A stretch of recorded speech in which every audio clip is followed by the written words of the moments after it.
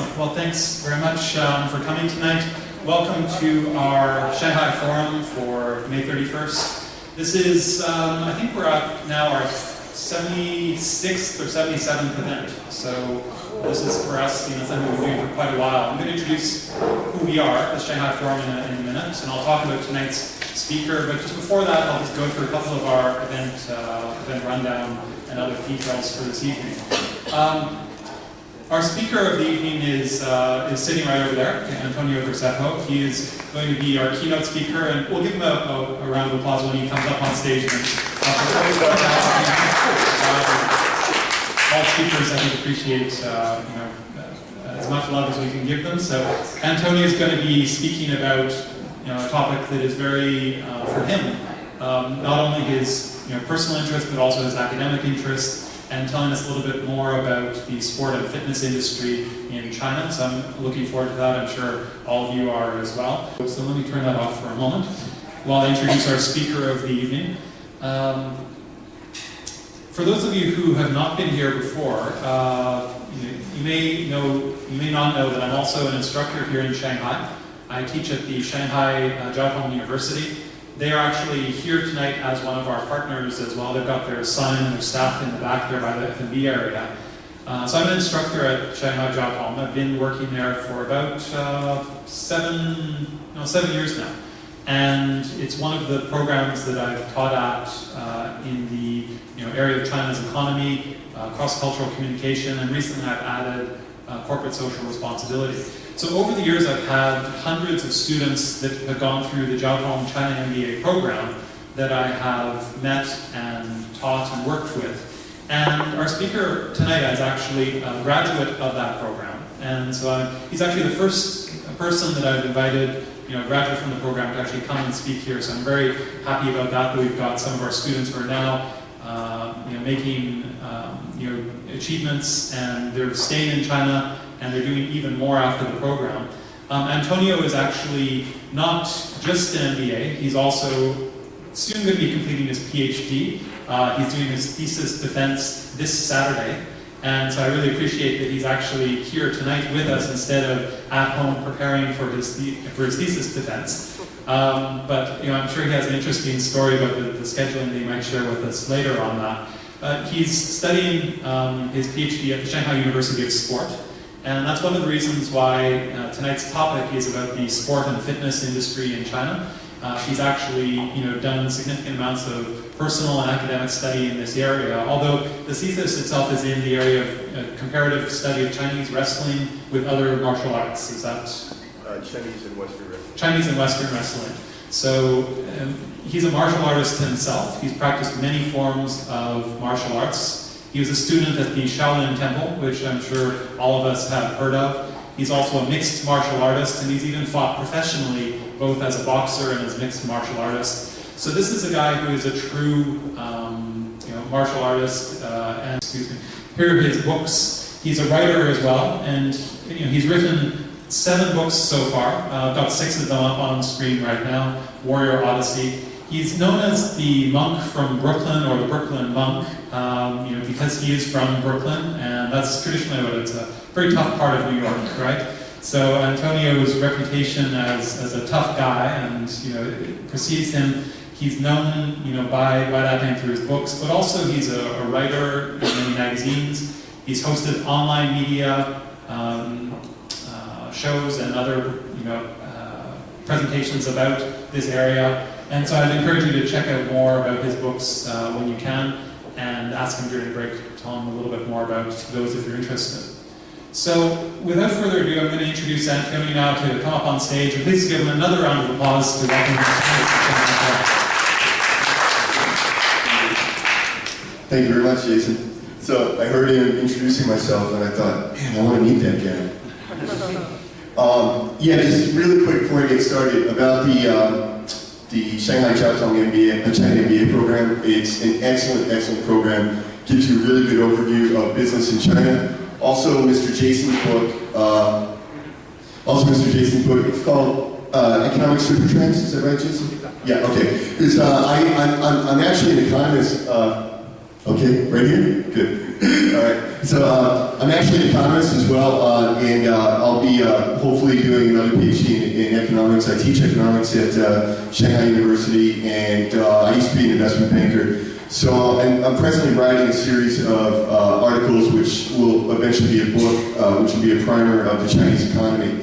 And Jason's book actually is one of the sources that I use for that. And some of the lectures from Shanghai China-MBA program became chapters of my book. So anyway, I can highly recommend that. All right, so how does this all relate to you? And why are you here? I know a lot of people like to make money.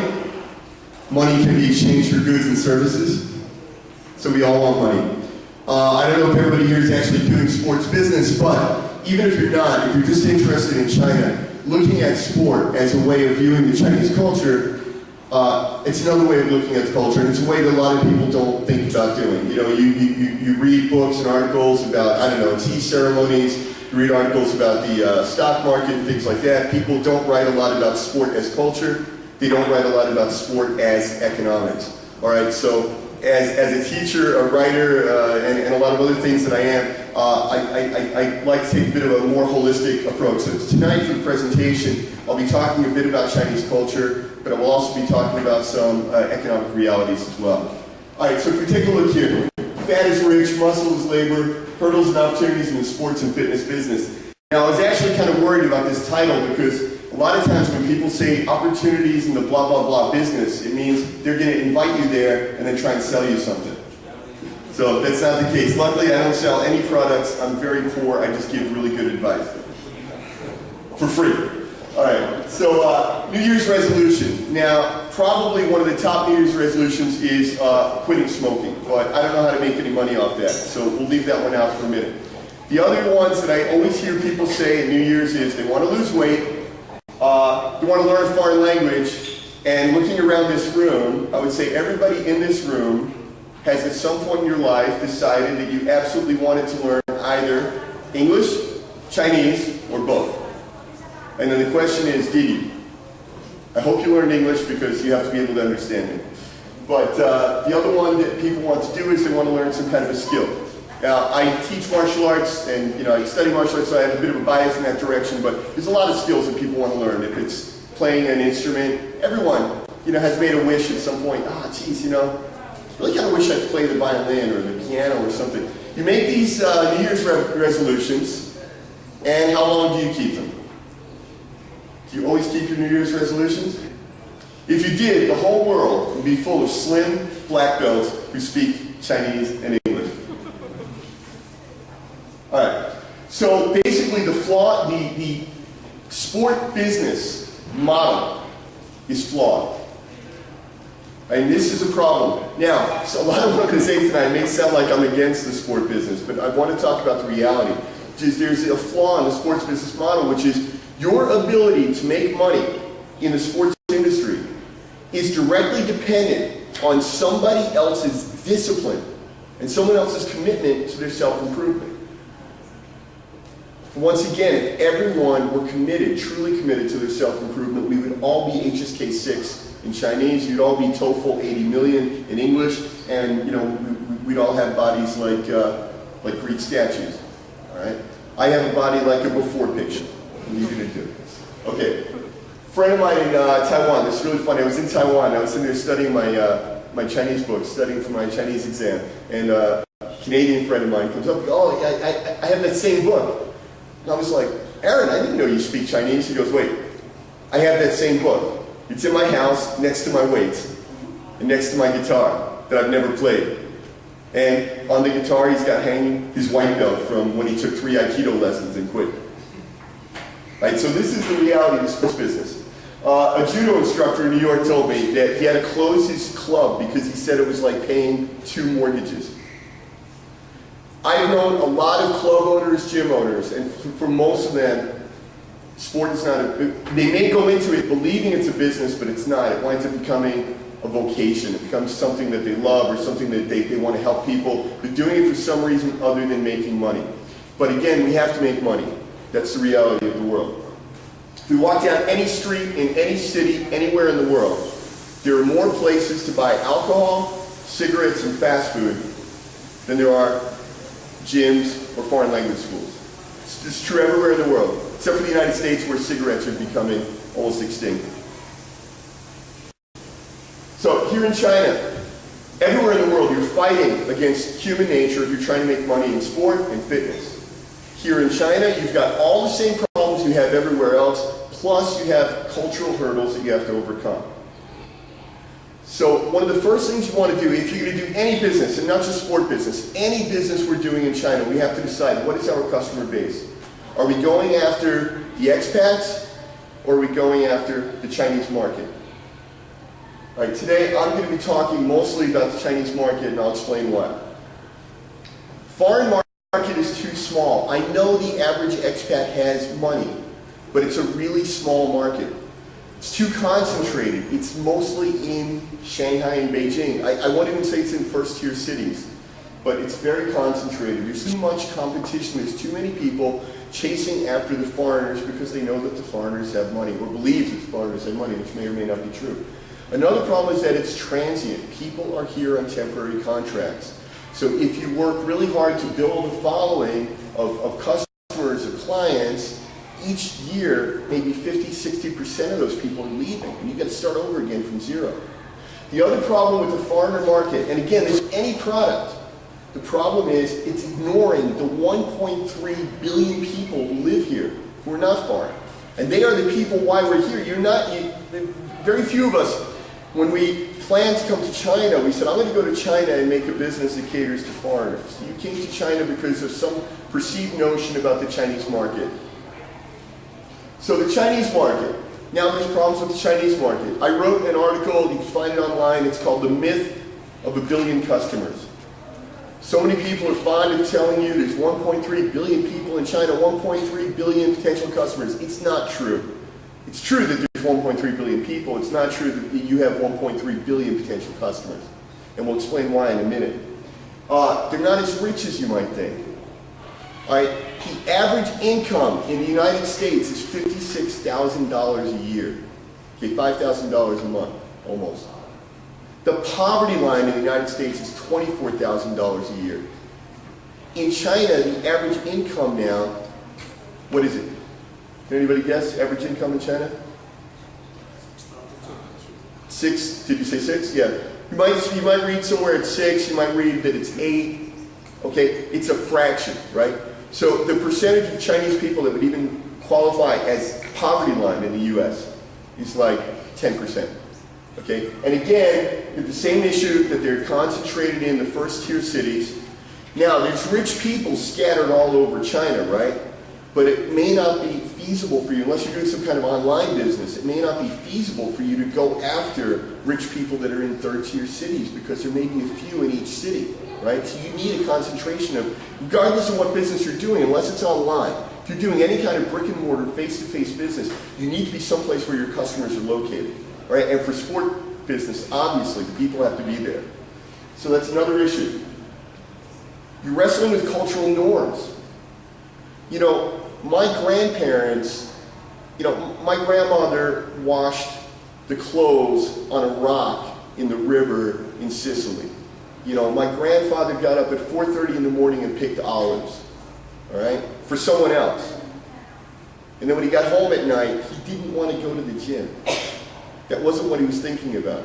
And Grandma wasn't thinking about how to cut calories out of her diet. So I understand the generational transition that China is making, all right? And so for the US, we're, for the most part, we're like 2 generations ahead, right? And for Europeans, you're like 1 generation ahead. And for Chinese, it's like they're going through this transition of the grandparents or the great-grandparents were poor, and now you've got kind of the first generation that's got money. So you don't have a culture yet of people exercising and trying to cut weight and lose weight and things like that. However, the good thing about the Chinese market is that it's got tremendous growth potential. Huge. All right, so same numbers I said a minute ago, 1.3 billion people, 51%. Only 51% of the Chinese population is urban. Now that's an amazing achievement, and what you got to realize, because as an economist, as I'm writing my book about China, as I'm writing my articles about China, what I keep coming across is economists and authors who talk about these projections, they make these projections about China. Oh, by 2027, the average Chinese person, blah, blah, blah. Yeah, that's fine, but I don't live in 2027. I live here and now, and I have to deal with the reality of what we have right now. China has achieved over 50% urbanization in a matter of less than a decade. That is amazing. That is absolutely amazing. Praiseworthy. But it still means that it's only half the population. And this is urban areas. It's not the first-tier cities. It's all the urban areas combined. So this is first, second, third, and I don't know if they go all the way down to, eighth tier or whatever, but these are all the urban areas combined. And you talk about dramatic income differences between Shanghai, Shenzhen. Even in the first tier, the difference between Shanghai and Shenzhen is tremendous. It's like double. And then you go from Shenzhen to, second tier to third tier. It's dramatic, all right?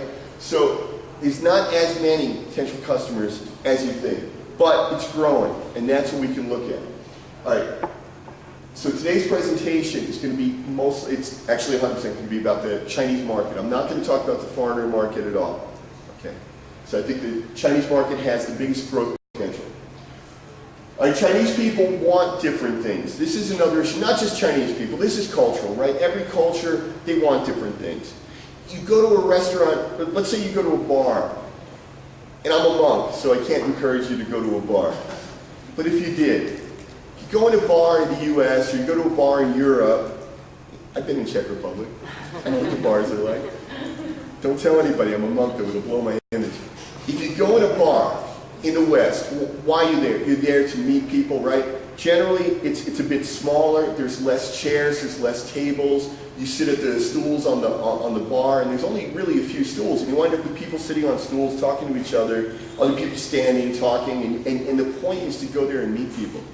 In China, the point is to go to a bar with your friends, and have your own private room and be served, and it's like a luxurious experience, which is wonderful. I'm not saying one is good or one is bad. I'm saying they're very, very, very different, which means that when you're starting to cater to the Chinese market to sell anything, they want different things. All right? So this is one of the things we have to look at. Now, culturally, fat is rich and muscle is labor. Even today, even in Shanghai, I still get this from time to time. I will get Chinese people saying to me, "Oh, you're so fat." And they mean it as a compliment. They're like, "Oh, you're so fat, you must be the CEO." Okay, now again, it's changing, but look at this, Home Depot. Home Depot, for those of you who are not familiar, Home Depot is like a hardware store, a store that sells home projects, home repairs. In America, men go into Home Depot and they look around and they go, "Wow, this kit teaches me how to build furniture. I'm going to buy that. This one tells me how to, build this thing on my house. I'm going to buy it." And they buy all this stuff, and then they put it in their garage and they never use it. But the point is they bought it. Okay, in China, Home Depot opened up, and men who live in cities and have money have no interest in building anything. And they certainly don't want to go buy a hammer and on the weekend, go fix things. It's not what they want to do. That's not why they worked hard. That's not why they went to university. They went to university so they could watch somebody else hit things with a hammer. Right? So Home Depot failed when they first opened up in China. Okay, my judo teacher so I'm a student, at Shanghai University of Sport for hopefully just a few more days if I pass my dissertation defense. So my judo teacher has a Czech girlfriend, and so he wants to learn Czech and he wants to learn English because he realizes, when he graduates, he needs to be able to speak English so he can go abroad and be a sports trainer. So he stopped by my room and he said, "Oh, I want to show you this book. I was in Beijing and I bought this book." And it was a book. It was like How to Learn English from the TV show Friends. And I just thought it was the coolest thing. It was like scripts from the TV show and exercises based on the scripts, and there were video clips. I'm like, this is awesome. And whenever I see stuff like this, I'm so jealous because I'm like, there's nothing like this for learning Chinese. And if you want to learn any other language, there's nothing like this. It looked like so much fun. But it was weird. He's showing it to me, and he kind of had like a worried, reserved sort of, showing it to me, and he goes, "You were 60 ply." I'm thinking, it's a bargain. You got like a year's worth of learning for $12, And he says to me then, he he goes, yeah, you foreigners are different than we are. He goes, when you want to learn something or you want to do something, you just kind of like go out and buy the stuff. I thought that was really interesting, and I started thinking about it, and it's a huge difference between how we spend our money, how foreigners spend their money, and how Chinese people spend their money. So where a lot of the young Chinese people I know, they might be interested in doing this, that, or the other. They may not do it because it's not something that they would traditionally have spent money on. So this is something else you get into the sports industry. If you set up a free basketball clinic in a town, you might get a lot of people interested. As soon as you start charging anything, they may not be interested because it's traditionally not something that they spent money on. When I hired my wrestling coach, that was the most hilarious thing in the world. I hired my wrestling coach, and I had to explain to him 10 times what I wanted, and he shook his head and he said, so you want to pay me money to make you wrestle? And this was for him just insane, that I would pay money to wrestle. I said, yeah. And he goes, but wrestling's really hard. Why would you pay money for that? So we have these cultural things we're going to have to overcome if we're going to do any kind of sports business. But the good news is the interest is growing. The other thing is urban obesity is reaching 20%. Interestingly, now I do a lot of work all through Southeast Asia. You saw I've written a lot of books. I've written 7 books there. 2 of them are about China. The rest are about Southeast Asia. All over the world, interestingly, all over the world, the urban obesity rate is now 20% or higher, including Bangkok. You think of Thailand, you just think of like skinny people, but even in Thailand, even in Bangkok, obesity is 20%. In countries like Taiwan, Korea, in particular, I don't know as much about Japan, but I know about those 2 countries. Childhood obesity rate is just off the charts because the kids do nothing but study. Okay, so this is another thing. We're going to talk. The course that I teach at Shanghai University is Yenzhou Fangfa. It's like a research methodology course. So one of the things I talk about is research bias, different kinds of biases we can have in research. So that when you see data, it doesn't mean the data is wrong, but it means you have to really analyze how the data was assembled. So if you read that the obesity rate in X country is 20%, it means across the whole population. It's very important then to look at, you may find out that among adults the obesity rate is very low, but among children it's very high. Which has 2 implications. One, it means that there's obese children now. It also means that later we're going to have obese adults. Okay, obese adults make obese children. So anyway, even in China now, in the urban areas, we're finding 20% obesity or higher, right? So that's one good news. It's one opportunity for sports business. Okay, another one is the athletes. Now again, there's a bias called recency bias or information availability bias, which means I'm at a sports university, I'm a wrestler, I train on the wrestling team, I cross-train in Sanda and Judo, so I'm around national and international level athletes all day. If I base any of my opinions on that, those opinions are probably flawed because it's a very small percentage of the population. However, I am finding that in gyms, I'm constantly getting athletes asking me about supplements all the time. And I mean legal supplements, not steroids or something, but they're oh, you're American, you're an athlete, do you know about, maybe I don't need this? Hello? Is it okay like that? All right. So I'm Italian. I can't talk with stuff in my hands. So I'm getting athletes asking me about supplements all the time. So that may be one opportunity for business. Now I have what I call the litmus test. All right. So I do a lot of economic reporting for companies in the States sometimes and things like this. And most of what I do is it's like man on the street research, which is what I used to do when I worked on Wall Street. I was never in my office. I was always out on the street. And that's what I do now for my research. So my litmus test is taxi drivers. Okay? If I walk in a gym in Shanghai that charges money to join the gym, and there's Chinese people in there exercising, okay, I shouldn't base an opinion on that because that's representing people who have money and people who already like to exercise. If they ask me about supplements, it may not be a good litmus test. So I go in my building the other day and the superintendent, the shifu, right, the fix-it guy, comes up to me He doesn't even know how to say it. Not even in Chinese, he doesn't know the words. He pulls out his phone and he shows me a picture of L-arginine, which is a kind of amino acid that they sell in the States. He shows me a picture of L-arginine. He goes, "Can you help me import this? I want to start selling it." Doesn't even know how to pronounce it. Doesn't even know what it is. And I'm thinking, if this guy with no education, you know, and he's older than me, right? So I don't know who he's meeting that they want to buy L-arginine, but this tells me there's probably an opportunity in China to sell supplements. So the takeaway, all right, so I'm going to give you these takeaways periodically. So if you've got a phone and you want a takeaway, this is your takeaway. Supplements may represent a good business opportunity.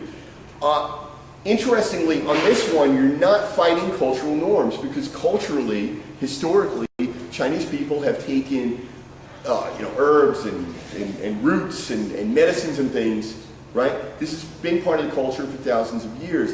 And I think that for a lot of people in China, they're transferring from these traditional herbs and things to sort of these, what they think are scientific herbs and things from America. It's from America, it's scientific, and they start taking it. So there is definitely an interest in this, and I think that it works well with the culture. There is one problem, however, and that is Taobao. These supplements are also being sold on Taobao. There's cheap copies, there's fake things, there's alternative brands, things like that. So that would be a problem with selling this product, but there might be an opportunity, and we'll talk more about that later. So opportunities exist in sports shoes, sports apparel, possibly home sports equipment.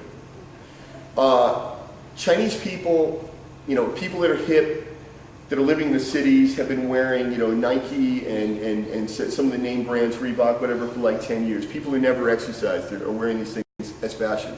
When I was up in Shaolin, the first time I studied in Shaolin Temple was in 2003. That's when I wrote my book. It's 2013, a magazine in the United States asked me to go back and do a 10-year perspective. So I went back in 2013, and it was really interesting to see how things had changed. When I lived in Shaolin Temple in 2003, they spoke Shaolin Hua. Like the temple had its own language. When I went back in 2013, they all spoke Mandarin. When I was there in 2013, no one had heard it. 2003, they hadn't heard of the internet and they hadn't heard of ATM machines. When I went back in 2013, all the kids had ATM accounts, and that's how their parents sent them money. Every day, the Shifu would teach them something, and then he gave them homework, and their homework was to go on Youku and find particular Kung Fu forms that were being demonstrated on Youku and learn them as homework. They were learning their homework on their phones, right? So this is my litmus test. If, Shaolin, this is like, Hunan, rural Hunan, relatively low common denominator. This is not the rich kids from Shanghai. And they're that plugged into the internet, and they're that plugged into the outside world. And they were all asking me about MMA. When I was there in 2003, no one had heard of MMA. So anyway, when I was up there this time, I saw a lot of people wearing Nike, Reebok, whatever. So if I'm seeing it in rural Hunan, I got to believe it's happening everywhere. But again, you got the same problem that these things are sold on Taobao. Also, in the rural areas, I don't know if people are aware that there are real and fake, or that the real one has better quality. In Shanghai, however, I'll get there in a minute. Sports equipment. I have not seen a lot of this. I've not seen a lot of sales of home sports equipment. Again, people in America live in houses. People in China generally live in apartments. Certainly, your market segment probably lives in apartments, right? So these would have to be clever sports equipment that they could fold up and put in the closet that's easy to use in the apartment. But I think that there might be an opportunity here. Oh, this is something. So for years I've been seeing in China the Nike and Reebok and this and that. Really interestingly, I'm starting to see even in rural areas people wearing the grappling shirts, the MMA shirts, which the skin-tight material, special sports material that allegedly allows sweat to evaporate or whatever, and they're really expensive. I'm seeing these everywhere now in China. This is becoming like a really common thing. So this tells me that this business sector is growing. Now, whether or not you can take advantage of it, though, I'm still not sure because of Taobao. What is happening, though, and lots of economists are writing about there, is the growth of the mid-range, mid-price product. Everybody knows, of course, China produces low-cost, low-quality products. Everybody knows the Chinese market is very price-sensitive. We also know that China is the #1 market for luxury goods in the world, and you can, if you want to pay double or triple for a Fendi bag or whatever, you can do that in Shanghai. What is now starting to develop is the mid-range products. And it's very interesting. It means that at least among, say, urban, educated Chinese people who earn a decent wage are starting to demand a higher quality product and they're willing to pay for it. But they don't necessarily want to buy the expensive product to show off. They want a functional, good product. So this may open up the opportunity to sell the real sports apparel, the real shoes, the real grappling shirts or whatever. My 180 RMB boxing gloves. So I'm at the Shanghai University of Sport. I'm in a Sanda class, and I'm a professional fighter. I have all my own equipment, but my boxing gloves are kind of worn out. And I thought, let me go to the sports shop next to the university and see what they got. I'm assuming they would have good stuff because it's a national sports training center, And so I go in there and I said, do you have boxing gloves? And she showed me a pair. And really, the quality was not bad for the price. It was 80 RMB, and the quality wasn't bad, but the gloves were not professional gloves, weren't good enough for me. But I looked at that 80 RMB glove and I said to myself, I go, you know what? For 180 RMB, I bet they have a phenomenal glove. If I gross this 80 RMB glove up to 180 RMB, it's going to be a really good glove that I would be happy to buy. It'll be cheaper than what I buy in the States. So I asked her, do you have a 180 RMB glove? She goes, yeah, I'd be happy to sell you that one for 180 RMB. So I go, well, do you have any other boxing gloves? Yeah. And she shows me the same gloves in red, the same gloves in blue, the same gloves. So one of the problems with products in general in China is that there's a lot of homogeneous products being sold. After 4 years in China, I used to be, when I'd go to another part of town to run an errand, or I'd go to a meeting, or like I was coming here tonight, I used to be, I'll come a half hour early and I'll go in the supermarket near there and see if I find different products. And I'm at a point that I just don't even expect to find different products anymore. Everything's the same. So, interestingly though, when I go to the States, everybody at the sports university asks me to buy sports equipment for them. And so I take this list, I go to the States, I buy all the sports equipment, I bring it back to the sports university, and we always have a good time opening the packages because every one of those products is made in China. Made in China but sold in the US. And the quality is good and the price is low. So this might be another area of growth in China. It's not might be, it is. It's another area of growth in China. It's a mid-range, good quality product, which interestingly is being made in China. So if you are one of those people who can figure out how to go to the factory in Guangdong or wherever it is and buy directly and sell in China, that might be an opportunity. All right, so takeaway, mid-range products, and this is everything, not just sports equipment, everything. Mid-range products and services seem to be the next area of opportunity in China. All right, sports lessons. Okay, sports and martial arts lessons. So this is one area of business I want to talk about. Parkour and gymnastics gyms. Now, when we talk about information bias, okay, whether it's recency bias or information availability bias, you're going to read articles about China where the journalists are based in Shanghai. This is very common. Journalists are based in Shanghai. They write about Shanghai and they tell you it's a growing trend. Now, what's the population of Shanghai? 20 million? Can we use that number? 22? 24. 24. Do I hear 25? 25. 27. Okay. Let's use the number 20 just because it's easier for math. If 1 in 10 Shanghainese did something, whatever that thing was, 1 in 10 people were jogging, 1 in 10 people were doing something. Would you call that a trend? 1 in 10, is that a trend? Yes. But is that a national trend? No. How many people is that? From 20 million, if it's 1 in 10? 2 million out of 1.3 billion.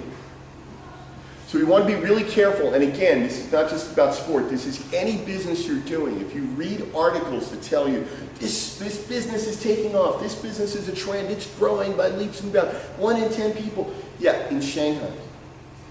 And 1 in 10 people in Shanghai is not even a rounding error on the population of China. If I ask you what's the population of China, what is it?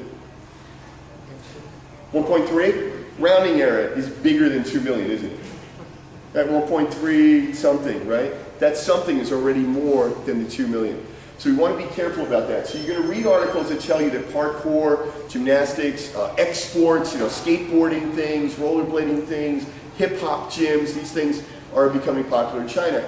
And the answer is yes, it is growing, it is becoming popular, but it's a really, really, really small market. All right? So I have a friend at Sports University from Czech Republic who is a former gymnast, and she teaches at a parkour gym. And the company, the family that owns the parkour gym also owns a gymnastics gym. And she told me the parkour gym has just a really small handful, like 6 regular students. The gymnastics gym is making money though. So I started asking about that. And my nieces are both training for the Olympics in gymnastics in the States. So it's a business that I've become aware of. Gymnastics can make money. And in China, I think it can make money. We'll talk more about that. So you're going to hear exports, hip-hop, skate parks, indoor rock climbing. You're going to read articles again and again. You can go right now online, find articles that are telling you that these sports are growing and this is a business. It's not. It's not. It's too small.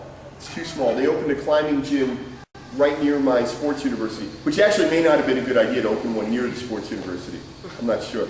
You know, you got a lot of athletes, but then do they really want to go climb rocks in their free time? I don't know. But anyway, I've never seen more than 3 customers in there. And I take that back. I've never seen more than 3 people. I don't know if they're customers, right? It might be the friends of the owner. All right, so it's growing fast, but the market is very small.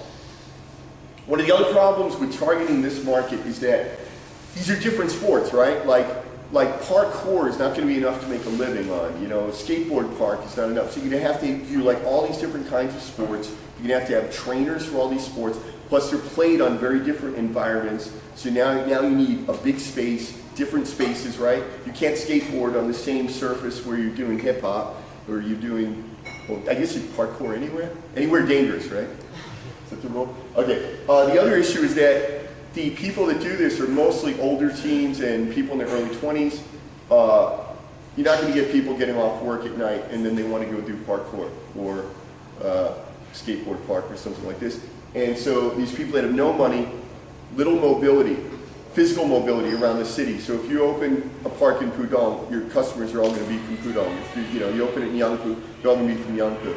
So again, there may not be enough people in that area to support the business. And the other one is going to be no parental support. This is not the kind of thing that, can I ask your opinion?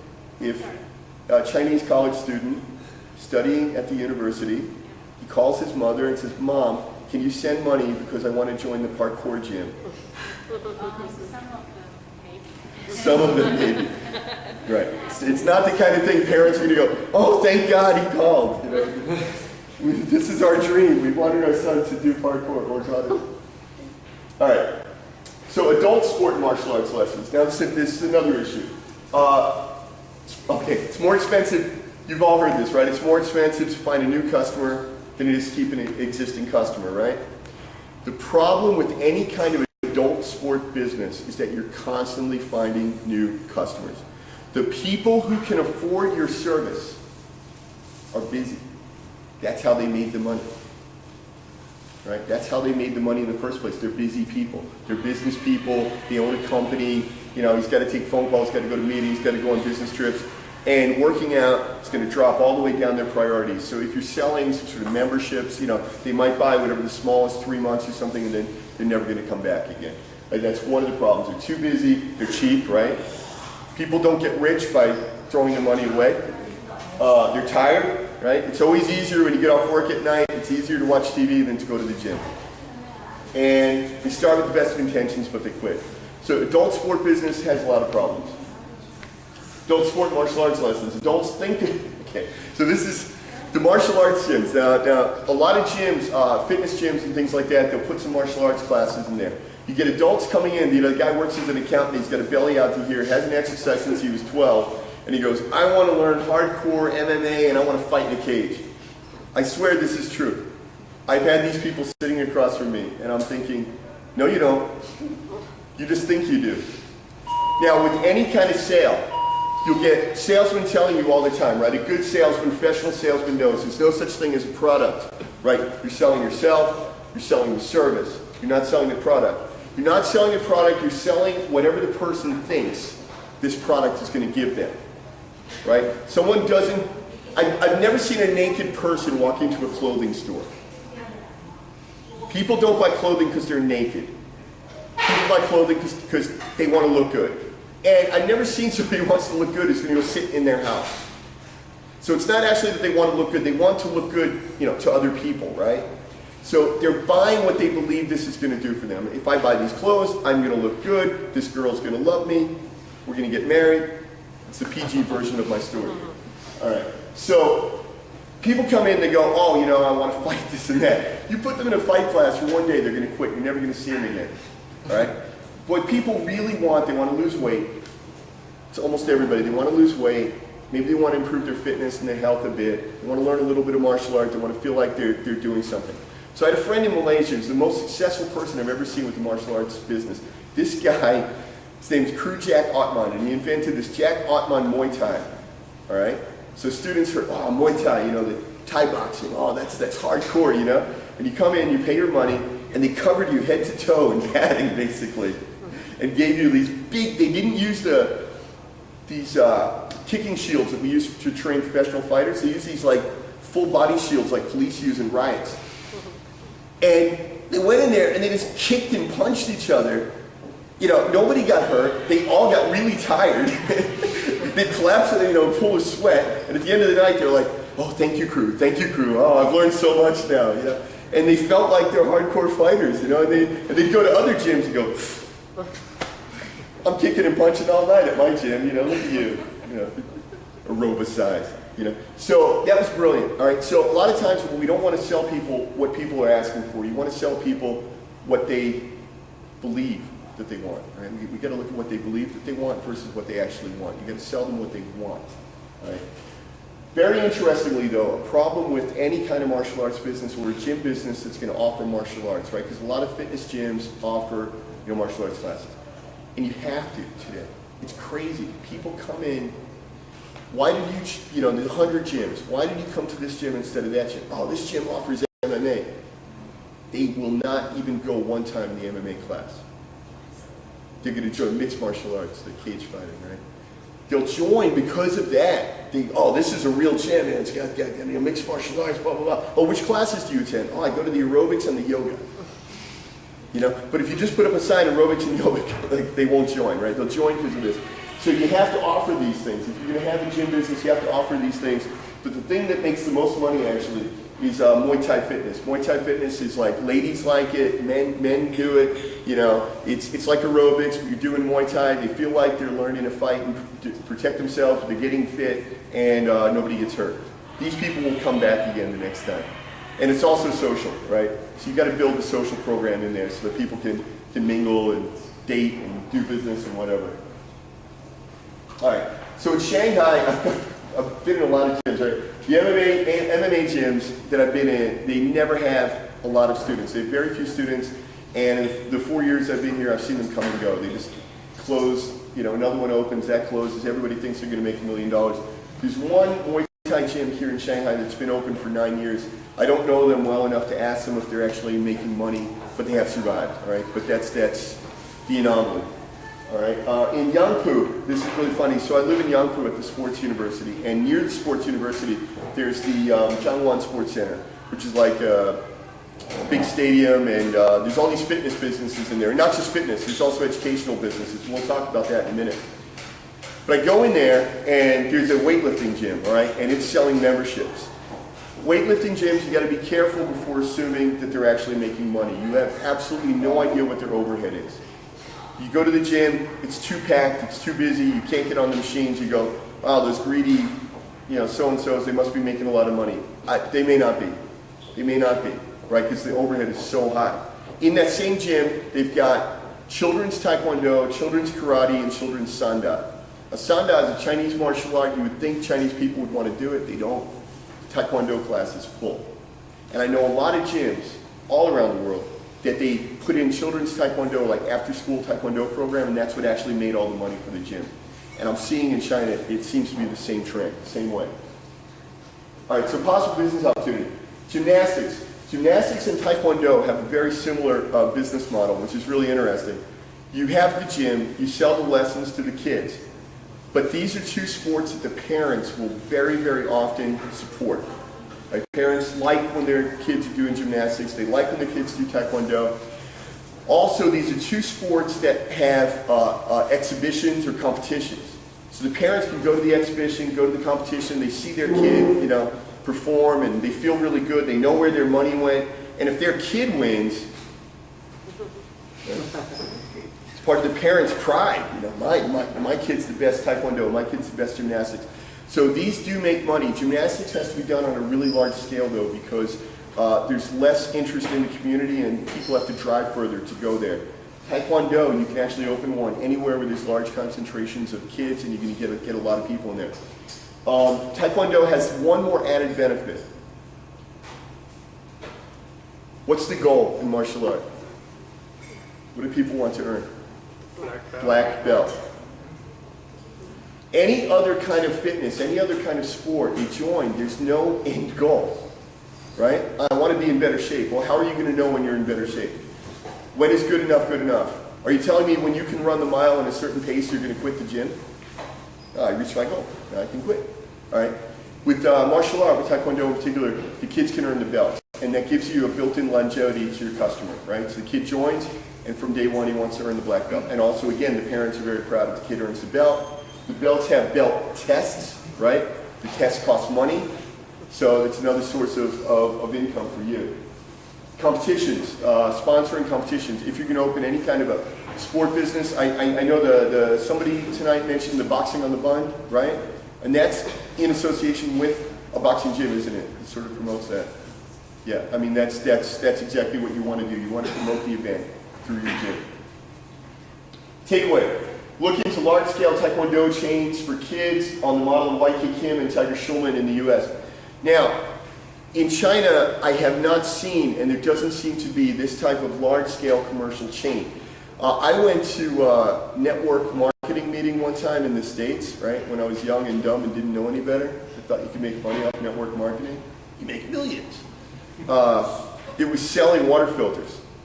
And they brought up the top seller, the guy who won the top seller award. He gets up and, I sold, gazillion water filters, and, you can do it too, right? So I asked him later, I go, how did you do that? He goes, well, I own a chain of 250 Taekwondo schools, and I sold the water filters in the Taekwondo school.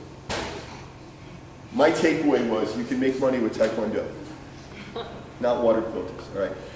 I don't think there's anybody in China that's got a chain of 250, martial arts schools or gyms, right? It just isn't happening that way. One of my classmates bought a martial arts franchise, and they have 50 units, and they all have 10 customers, and no one's heard of it. This YK Kim has thousands of centers in America, and Tiger Schulman has thousands of centers, and they make so much money. And part of earning your black belt is that you have to teach for free for 6 months, right? So it's a good business model. All right, supplemental English and sports combo. Now, earlier you told me about your business, your basketball business for kids in China. This is a new thing that's happening in China, and this is happening already, but it's not happening in a very big and commercial way. So there are companies that are teaching basketball, soccer, mostly basketball and soccer to kids, and they hire foreign trainers, right? Because if you're foreign, you're automatically a better trainer. I've got a friend from Africa that is now teaching basketball. He's like, because of the color of my skin, I'm teaching basketball. He doesn't know more about basketball than somebody else. They just hired him, And if you're white or you're foreign or whatever, and they just hire you. But what a lot of these companies are doing now is they're advertising to the parents that the lessons are taught in English. And the parents, this is starting to, thaw out any sort of resistance they had against putting their kid in a sports program. Now, I think this could be combined with a Taekwondo program as well, and I think even better. We'll get to that in a minute. Those of you, if any of you have ever taught, in Japan they have something called Juku. It started in Japan, it was called Juku. This is after-school supplemental programs. Kids get out of school at 4 o'clock or 5 o'clock, and they go to Juku until they collapse at midnight. Right? So this went from Japan to Korea, where it's called Hagwon. When I was working in Korea, they passed a law that the Hagwons were no longer allowed to be open 24 hours. That's how insane it was. There were kids taking lessons at 1 o'clock in the morning. And this went to Taiwan. It's called Bushiban. It's exactly the same. The kids literally do not have one free minute. In China, it's developing. It's not there yet. If you go to Korea, or particularly Korea and Taiwan, literally 100% of kids are in these Bushibans and Hagwons. Literally 100% of, particularly if you teach at a university, kids that make it to university, they all went to Hagwon and Bushiban. In Taiwan, in mainland China, it's developing. Some kids go, some kids don't. They go in moderation. They're not going these crazy number of hours. It's mostly in the cities and things like that. These things can make a lot of money, and there's still room for these. This is not sport related, but there's still room for this in China if it's done properly. But what I think is that if somebody made a combined sports and English program, particularly if they made a legitimate program. So, for example, a lot of these basketball and soccer programs are telling the parents, oh, our instructor's from, Nigeria, he's from wherever, he's from France, so he teaches in English, which is also kind of weird because English may not be their native tongue. So he teaches in English, and your kid will learn English. And they do pick up some English from that, right? But now some of these companies are actually telling the teachers they have to do a 10 or 15 minute English lesson every day at training, which is a little better. But I don't see anybody going into this with an actual structured curriculum of teaching English and teaching sport. And I think it works really well with the Taekwondo, because Taekwondo is indoors. So you get the kids, they come in, they sit down, you do a real English lesson, and then you teach them the Taekwondo in English. I think this could be huge in China. Okay, so well-organized lessons, real lessons. Takeaway. So we got well-organized program which combines Taekwondo structure with English lessons. I think that's a good opportunity. Another one, the same, but with soccer or basketball, whereby Taekwondo is probably better because they're indoors, they're sitting down. It's a little easier to teach a real lesson. You could even have a blackboard, whiteboard, whatever. Organized, structured circuit of English competitions, and I don't see this happening enough.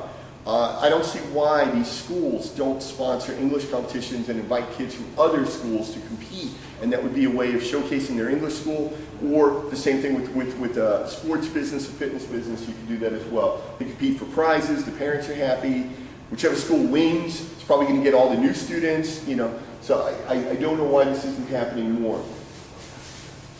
Chinese parents spend 30% of their income, do you know this? It's true, 30% of their income on children's education. Recently, you know that the one-child policy was repealed.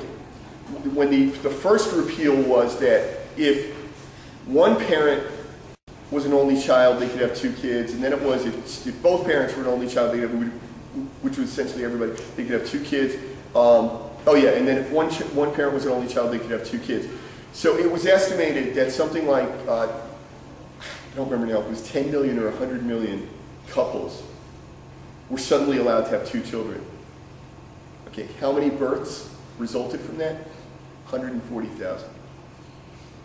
So suddenly 10 million or 100 million parents were allowed to have 2 kids, 140,000 of them did it. And why? What would be the #1 reason Chinese parents aren't having 2 kids? It's expensive. It's expensive. If you look at this number, if you're spending 30% of your education on one kid's education, so 2 kids, what are you going to spend 60% of your income? So it's really expensive. So combining education with sport, though, works with the culture. All right, so the parents are already spending money on education. If you could convince them that, hey, doing this sport, is going to help their education. We're doing it in English. We're giving them English lessons. It's really hard sell for some reason in Asia in general. I found it a very hard sell to tell the parents, if you send your kid to theater lessons or you send your kid to any kind of lessons, that it just helps them as people, and they develop and they learn better and their grades improve. And I don't know why it's a harder sell here. In the States, we have tons of data that the kids that play sports have higher marks on their assessments, they do better in school, they do better in life. So that part's a very hard sell for the parents. So what if we said to them, look, when they come for sports lessons, they're getting an English lesson and our teacher is dual certified. That might be a business model. So by far, the best market potential is potent. Very nice. The best market potent is children's sports. But there are opportunities in the adult market as well. Global urbanites, what we call the global middle class. Now, most economists have agreed on, there's various definitions. What is middle class, right? In America, it's $56,000 a year of income. In China, it's something more like, what would you guess is the income of the middle class in China? 15. A year? Yeah. Right. Yeah, he's right. Yeah, somewhere around 5,000-6,000 RMB. Okay. Now, in Shanghai, those of you who live in Shanghai, obviously, right? That's nothing, right? Shanghai, right? But for the whole country, right, it's like 5,000 to 6,000. Okay. So there's different opinions on what constitutes middle class. What most economists have agreed on now, I believe this originally came from UNESCO, they decided if you are free to spend 30% of your income on consumption. So in other words, your rent is paid, your food is paid, all your needs, your kids' education, and you got 30% left over. That's middle class. And I think that's a fair definition, and it's nice because we don't have to deal with dollar amounts now, how much they're earning. All right, so the global urbanites, they have 30% of their income to spend, and this is also very interesting, is that the trend is that global urbanites, urban middle class, everywhere in the world is becoming a homogeneous market segment. In other words, if you're a Shanghai, you're Chinese, but you're in Shanghai and you're middle class and you're earning a good income and you're an IT guy at a company or you're whatever, lady CEO of a company, and you're making money and you're living in the city, the things that you want are actually not that different from what your counterpart in New York City or San Francisco or London wants. So that's a very interesting point, particularly when we start talking about sport industry. So what I've seen in all my economic research in the various regions of Asia, right, particularly Southeast Asia and China, is that developing countries, as countries develop, they develop more of these sort of Western habits. Unfortunately, fast food is developed first. Okay, when I was in China, 2003, I was working in a little city in Guangdong called Jiangmen. And they had nothing, but they had a McDonald's. Right? So that gets adopted first. Okay? Sport culture is kind of at the top of Maslow's hierarchy, right? I got so much food, now I need to lose weight, right? But we're finding that the global middle class wants the same things, which means global middle class in China also want to get fit, also want to lose weight, also have some body culture going on. So it is growing. Personal training. This is getting to be huge in China, but again, huge in China where? In Shanghai and Beijing, first tier cities. Personal training is getting really big, and it's also a point of pride for it's right there with the Gucci, the Gucci watch. I don't know anything about style. Is it Gucci watch? What kind of watch do people wear to show off?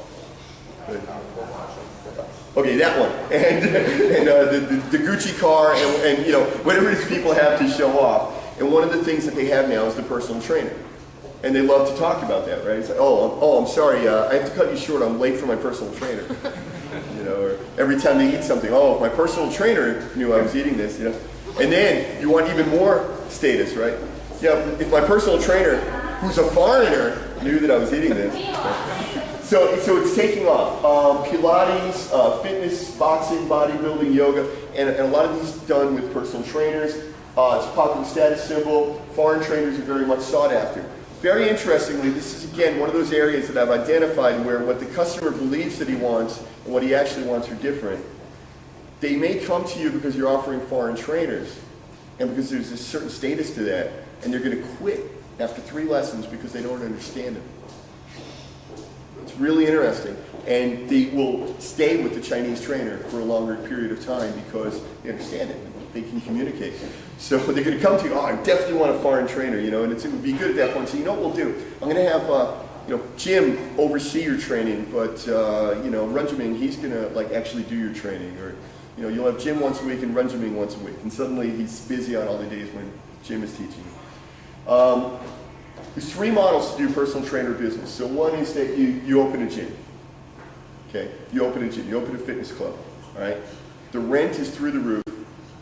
Every machine on that floor is, $5,000 per machine, and people are only going to join if you have every machine in the world, even if they're never going to use those machines, right? They're going to join and then quit the next day, but they've paid their yearly fee, but they only join because you have the machines. It's very expensive to operate a gym. You need a staff, you need cleaning, it's terrible.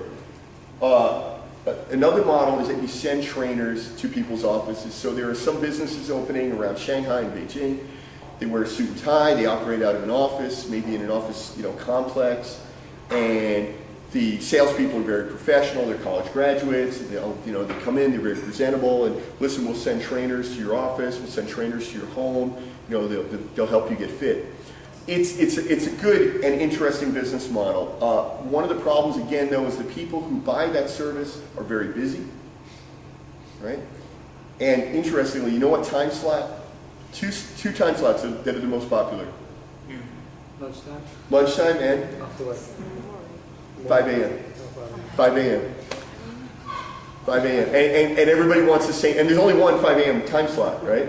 And everybody wants it, right? So you wind up with, you got 20 customers who want a 5 a.m. time slot, and then your trainers have nothing to do for the next however many hours. So if you're paying them a salary, you're going to go broke. It's impossible, right? So you have to be on some kind of a commission basis or a splitting fees basis with your trainers.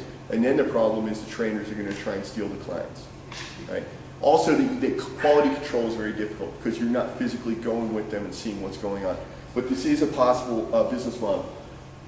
The one that I advocate is this one, operate out of an existing gym. So you find a gym, and maybe the same thing, you suit, tie, presentable, business, college graduate, hey listen, you have a gym, maybe we can, you make an arrangement where I'm going to provide trainers to your gym, and my trainers will also operate out of your gym, right? So people that are already members of the gym who also want home training, we can arrange that. The good thing about that is that the overhead is very low, the investment's very low. Takeaway, don't open a gym. Jackie Chan, it's true. Jackie Chan saw the, what's the thing in America? Planet Hollywood? Planet Hollywood restaurant, right? It was Arnold Schwarzenegger, Sylvester Stallone, and Bruce Willis had this Planet Hollywood restaurant. So Jackie Chan got together with, I think, 2 other movie stars from Asia, all going to open a gym, a series of gyms. And, I think they called it Celebrity Gym or Hollywood Gym, something like this. And they opened, I forgot how many, like 1,000 of them, whatever it was. And they went bankrupt, right? So Jackie Chan can't do it. You can't do it. That's one of the takeaways. Yeah, Chuck Norris might be able to do it. Jackie Chan lost his shirt and you will too. Okay, takeaway. Operate a personal training business through someone else's existing or failing gym. Now, this is a really interesting opportunity. People think you steer clear of failing businesses. The nice thing about failing businesses is that they are desperate, right? This is how I dated most of my life. Failing businesses are desperate. They're willing to listen to you. Hey, I got an idea how to save your gym. Let's put this, professional training program in here. We'll send salespeople out to recruit them, right? To recruit them for personal training and offer them, memberships in your gym. Actively recruiting members.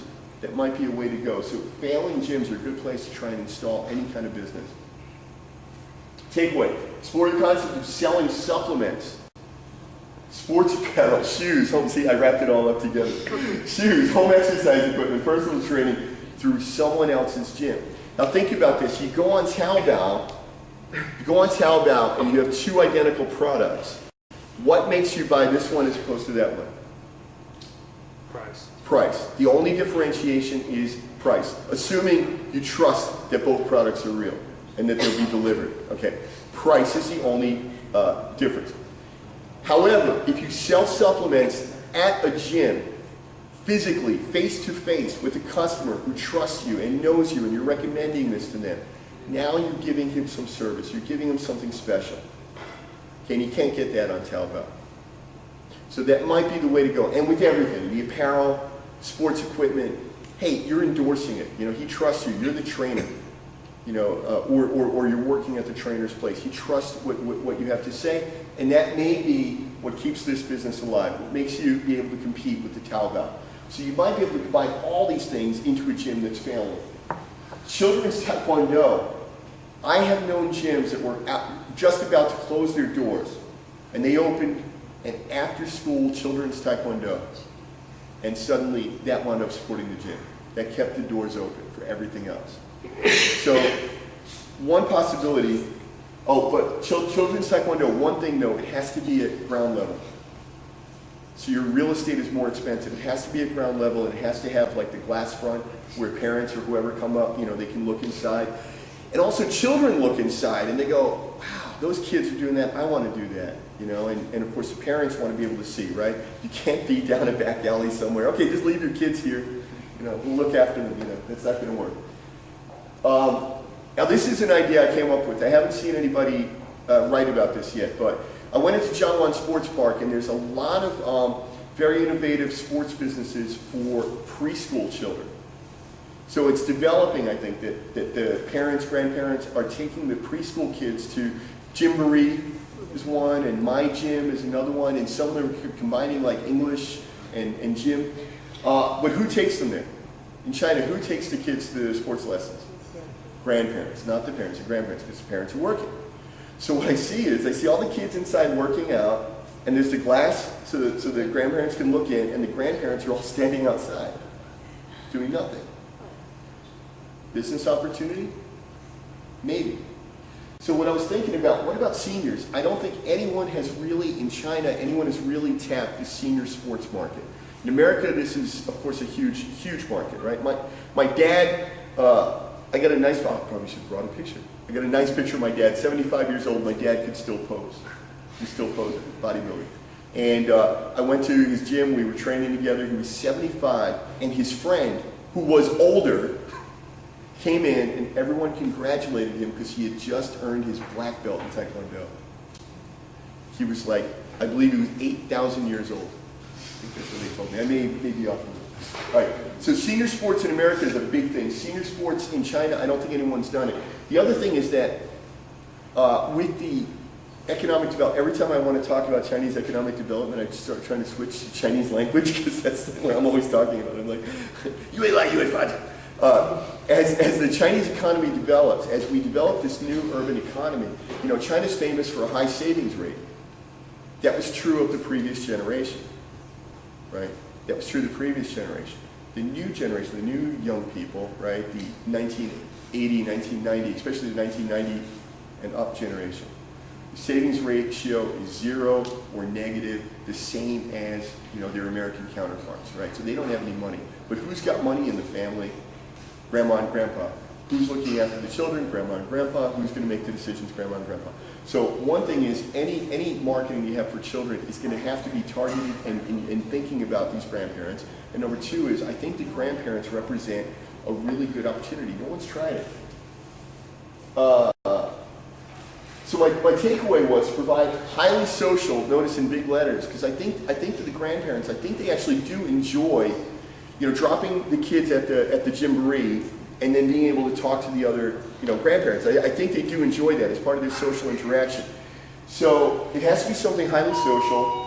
Traditional exercise class. Now when I say traditional, this could be Tai Chi, it could be Qigong, it could be you know, Qigong, it could be anything that's targeted at old people, some sort of dancing thing. And it has to be highly social, and it would be at the same time the kids are doing Taekwondo, but obviously it'd be in different rooms or, you know, different playgrounds. Maybe they put the grandparents thing outside, you know, I don't know. But it might be something to think about. Nobody's done that yet. Oh, I'm there. Okay, I'm at the end. So that's my presentation. I'm Antonio Graceffo. So as Jason mentioned, I'm at Shanghai University of Sport defending my dissertation on Saturday. So hopefully after Saturday I'll be a doctor. So if you're ill, you can come see me. And I also did my China-MBA with Jiao Tong University. Where's Jack? Jack? There you go. China-MBA. Okay, thank you very much.